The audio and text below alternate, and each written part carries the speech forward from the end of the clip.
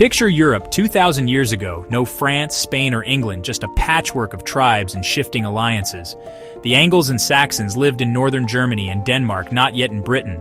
Slavic ancestors of the Serbs were deep in Eastern Europe, far from the Balkans.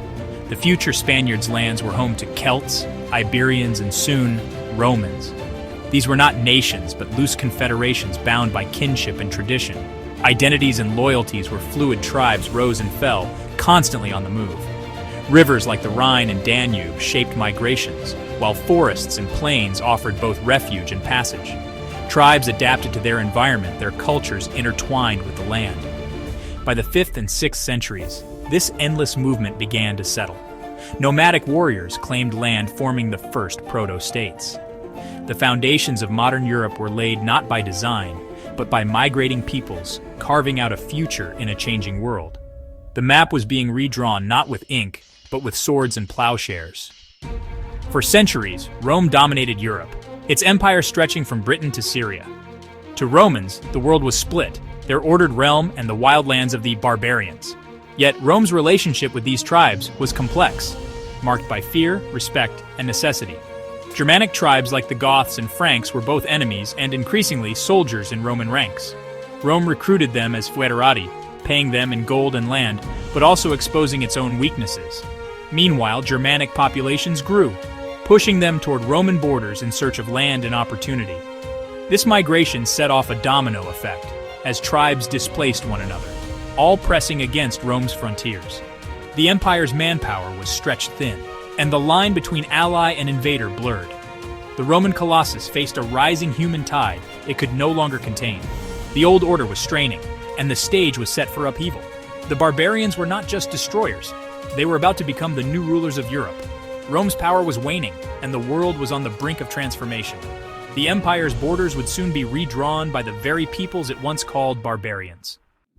The late 4th century brought a new terror. The Huns, led by Attila, swept into Europe, displacing entire peoples. The Goths, fleeing the Huns, begged Rome for refuge but were mistreated, sparking a rebellion. In 378 AD, at Adrianople, the Goths crushed the Roman army and killed Emperor Valens, a blow Rome never recovered from. The Visigoths, led by Alaric, sought a place within the empire, but when denied, they marched on Rome. In 410 AD, Rome was sacked for the first time in 800 years. A psychological shock to the ancient world.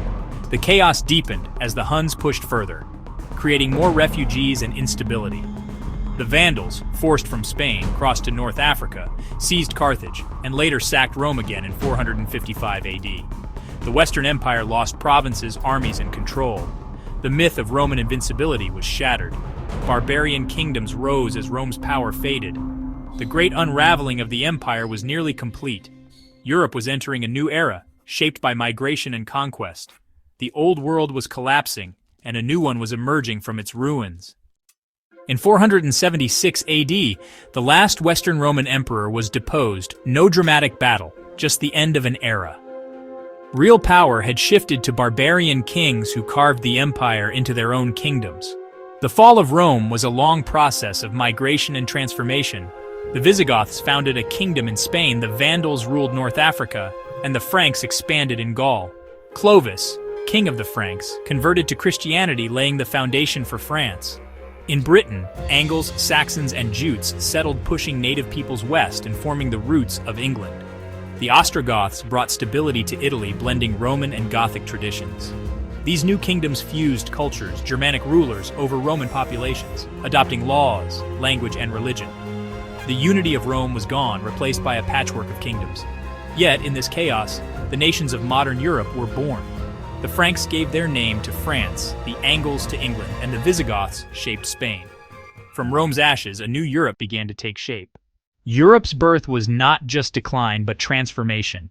The collapse of Rome created a power vacuum filled by migrating peoples, builders as much as conquerors. The map became a tapestry of new kingdoms, each forging its own identity. The Franks evolved into France and Germany, Anglo-Saxon kingdoms united as England. In Spain, centuries of struggle forged a unified identity. New waves of migrants, Slavs, Magyars, Vikings, continued to shape the continent. Europe emerged as a land of shared heritage, yet distinct nations. Roman law, language, and Christianity endured, fused with Germanic, Slavic, and Celtic traditions. This synthesis created European civilization, a product of migration, conflict, and resilience. Modern nations were forged in the crucible of the migration age. The borders we see today are just the latest chapter in Europe's epic, ever-changing story.